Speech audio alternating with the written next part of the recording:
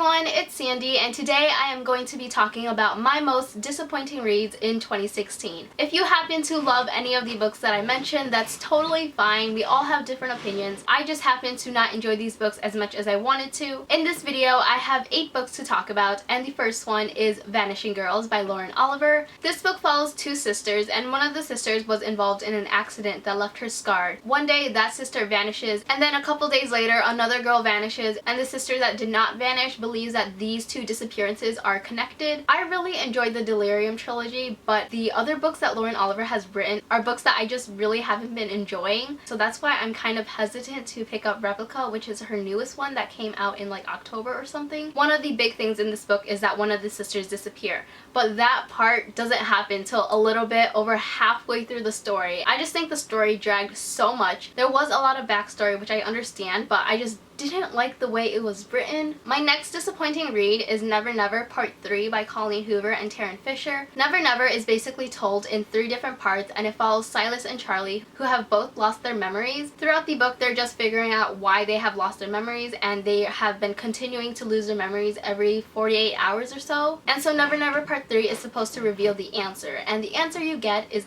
very, very underwhelming and anticlimactic. I was expecting something kind of mind-blowing, but the answer that you got is just really, that's it. The ending was definitely just very disappointing. The next disappointing read is Soundless by Rochelle Mead. This book takes place in a village where everyone is deaf. Some people have begun losing their eyesight as well, but our main character ends up getting her hearing back. I love Rochelle Mead. I love the Vampire Academy and Bloodline series, so I hate that Soundless is on this list. I know a lot of people didn't like Soundless, and I definitely didn't have high expectations going into this book because of all the negative things I've heard about it. I thought the book was alright, but I just wanted more. I just felt like the characters in this book felt flat. I couldn't connect to any of them, and I also didn't really like the romance. Felt like the main character and her love interest would be better off as friends. The book definitely lacked world building, and the ending was really rushed. And this book is described as a fantasy book, but nothing really fantasy happens until the last 20 to 30 pages. The next disappointing read is The Crown by Kiera Cass. This is the 5th and final book in the selection. The selection is definitely not a favorite of mine. It's a fun read. I felt like some of the decisions in this book just kind of had me in disbelief. The way the story was wrapped up was definitely super rushed. While I did like who Evelyn ended up with, I didn't really like the way it happened. For a majority of the book, Evelyn didn't really know who she wanted to be with,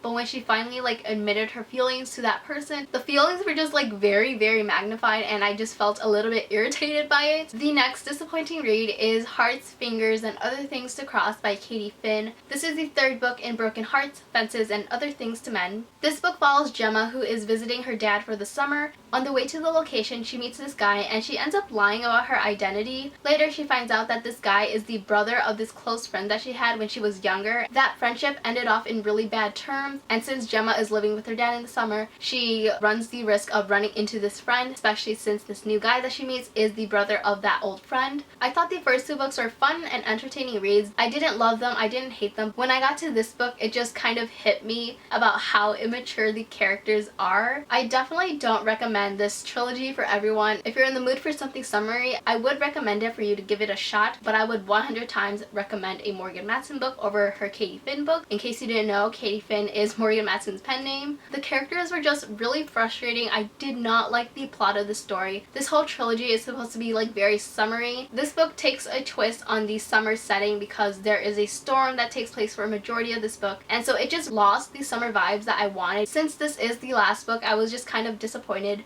with how it wrapped up. I think it was a good ending, I just didn't like the events that led up to it. Moving on to the next book, I have The Last Star by Rick Yancey. This is a 1-star read. I listened to this as an audiobook, and I just found myself constantly zoning out and having to go back and replay to what I just listened to. Going into this book, I didn't remember what happened in the previous 2 books, so I read 2 different recaps of the first 2 books, and going into this one, I still had no idea what was happening. I was very confused for a majority of this book. I just don't really like Rick Yancey's writing. I was just really bored listening to the story, and my confusion of it definitely didn't help. And the last book that I'm going to be talking about in this video is On the Fence by Casey West. I really enjoyed P.S. I Like You, so going into this one, I thought I would really enjoy it as well. This book follows Charlie, who grew up in a family with 3 older brothers and a single dad. A lot of her interests are similar to those of her older brothers, such as playing sports. At the beginning of the story, Charlie gets a speeding ticket and her dad makes her pay it off herself, so she ends up getting this job at this like boutique that sells women clothing and products for women, and throughout the story she's also falling for her next door neighbor, Brayden. This book was just full of cliches and tropes. Some I usually wouldn't enjoy, but I just didn't like the way it was written in this story. I felt like the writing was very childish. I just thought the characters really weren't fleshed out or well developed. I get that Charlie isn't into the feminine things, but I felt like she was bashing those who were, and that she was making negative assumptions of people who were into it. I just didn't like that. The romance was definitely super cringy. I do admit that the ending is a little bit cute, but the romance and relationship just felt very sudden. This book definitely does not deter me from picking up more of Casey West books. I definitely will. She also has a new one coming out soon about this girl who is like locked in a library with a guy, which sounds right up my alley, so I hope I enjoyed that one. Those are all of the disappointing books that I've read in 2016. Let me know in the comments what your disappointing books are, and if you've read any of these books, let me know what you thought of them. Thank you so much for watching this video. I hope you enjoyed it, and I will see you next time. Bye!